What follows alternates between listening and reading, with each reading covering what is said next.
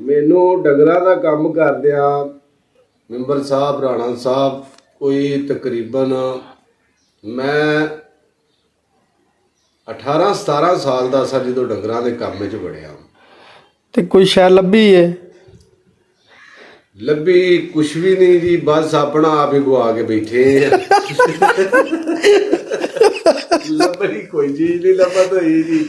ਤੇ ਅਕਬਰ ਤੈਨੂੰ ਇੱਕ ਦਿਨ ਮੱਝ ਨੇ ਵੀ ਸੁਣਿਆ ਲੱਤ ਮਾਰੀ ਸੀ, ਉਹ ਕੀ ਸੀਨ ਬਣਿਆ ਉਹ ਤੇ ਸੁਣਾ ਜ਼ਰਾ। ਮੱਝ ਦੇ ਜੀ ਲੱਤ ਮਾਰੀ ਏ ਕਿ ਮੱਝ ਪਹਿਲਣ ਸੀ ਤੇ ਮੱਝ ਦੇ ਮੈਂ ਬਹਿ ਗਿਆ ਥੱਲੇ ਜੀ। ਅੱਛਾ। ਅੱਗੇ ਪਹਾੜਾ ਪਾ ਕੇ ਚੌਕਰ ਪਾ ਕੇ ਮੱਝ ਨੂੰ ਥਾਪੀ ਮਾਰ ਕੇ ਮੱਝ ਦਾ ਟੱਪੀ ਜੀ। ਉਹ ਭਾਈ ਮੱਝ ਇਸ ਤਰ੍ਹਾਂ ਟੱਪੀ ਏ ਕਿ ਇਸ ਤਰ੍ਹਾਂ ਘੋੜਾ ਵੀ ਨਹੀਂ ਟੱਪ ਸਕਦਾ। ਅੱਛਾ। ਅੱਗੋਂ ਥੱਲੇ ਸੀ ਚੀਕੜ ਗੋਬਰ ਦਾ। ਅੱਛਾ। ਉਹ ਜੀ ਮੇਰੇ ਉੱਤੇ ਤੇ ਮੈਂ ਉਹਦੇ ਥੱਲੇ। ਅੱਛਾ। ਇਹ ਹੁਣ ਦੋ ਜੀ ਮਗਰ ਸੜ ਬੈਠੇ, ਇੱਕ